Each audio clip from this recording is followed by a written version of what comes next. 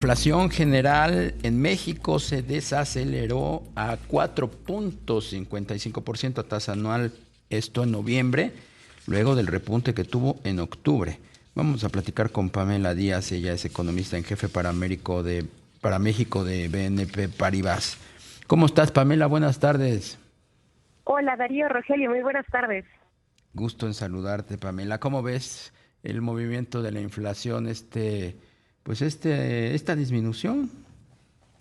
Sí, claro, bueno, vemos una sorpresa a la baja en la lectura de la segunda quincena, que como bien mencionabas, lo que hace es pues, llevar a la lectura de noviembre a un nivel pues ya mucho más bajo, ¿no?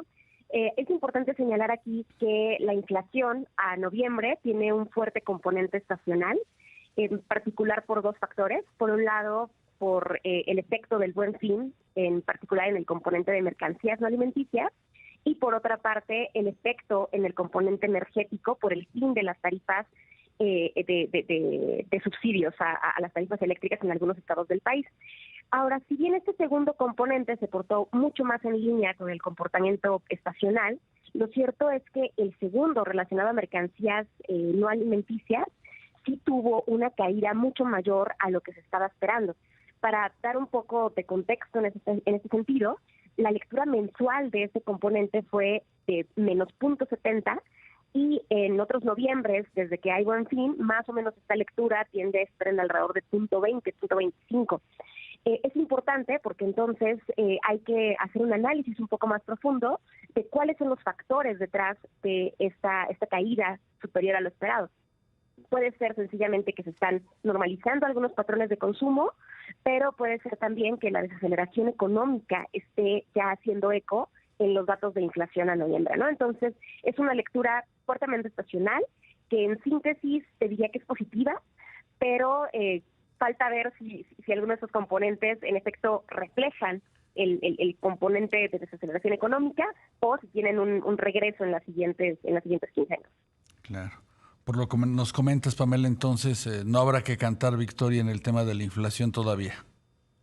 Así es, la verdad es que noviembre, diciembre y enero también son meses donde generalmente hay muchísima volatilidad en la inflación.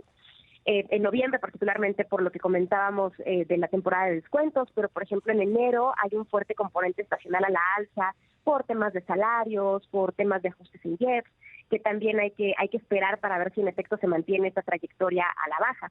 De hecho, si vemos el dato no solamente de la inflación general, el dato ya de la inflación subyacente, en noviembre está en 3.6% con esta lectura, y nosotros sí estamos esperando que haya un regreso del componente subyacente para cerrar el año en 3.7%, ¿no? Entonces, en efecto, no hay que cantar victoria todavía.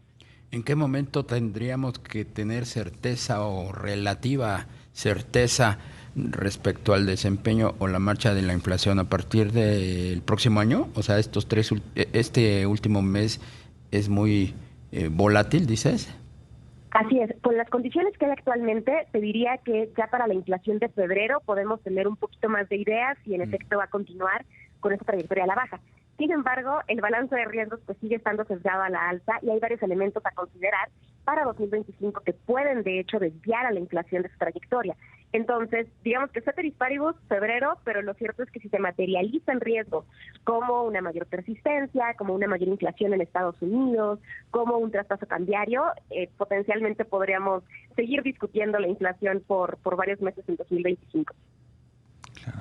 Pamela, el tema del tipo de cambio que como sabemos pues desde junio ha tenido un repunte, ¿ya se refleja en los datos de inflación o habrá que esperar todavía pues su impacto?